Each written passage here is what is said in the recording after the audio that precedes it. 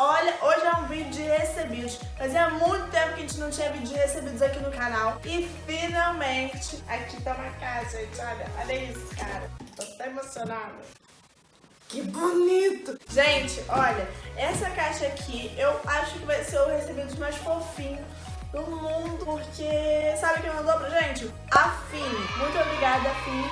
Antes desse vídeo começar, eu quero que você comente aqui embaixo qual é a sua bala Fini preferida. Se você quer ver qual foi o recebidos que a Fini mandou pra gente, vem comigo.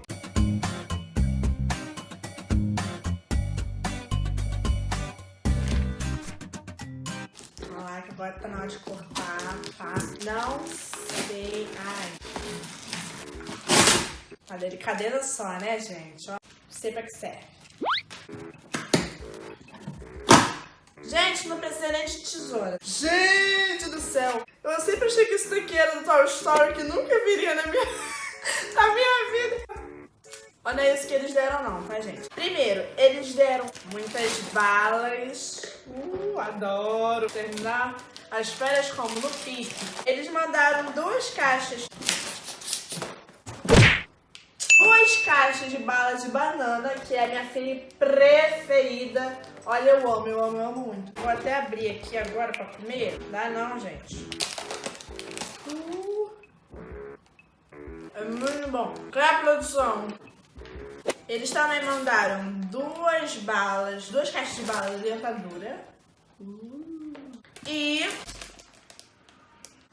Está gravando.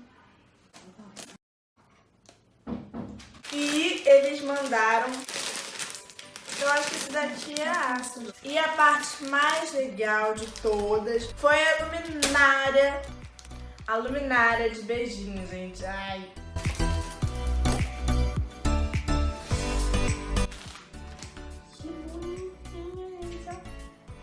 Deixa eu ver onde liga.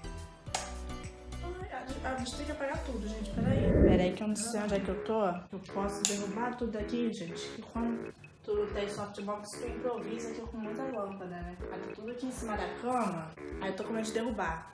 Ai. Uhul! A lâmpada caiu, gente. Então. Olha, eu vou mostrar pra vocês agora. Vocês e já. Ai, gente, olha isso, que bonitinho. Ai. Olha só.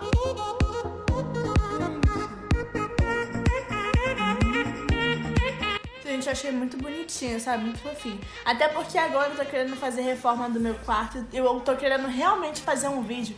E tenho certeza que essa luminária vai estar na reforma do meu quarto. Então, gente, essa foi a luminária aqui que eu recebi. Fora os doces, né? Que também foi a parte mais gostosa, né? E, gente, sinceramente, eu gostei muito.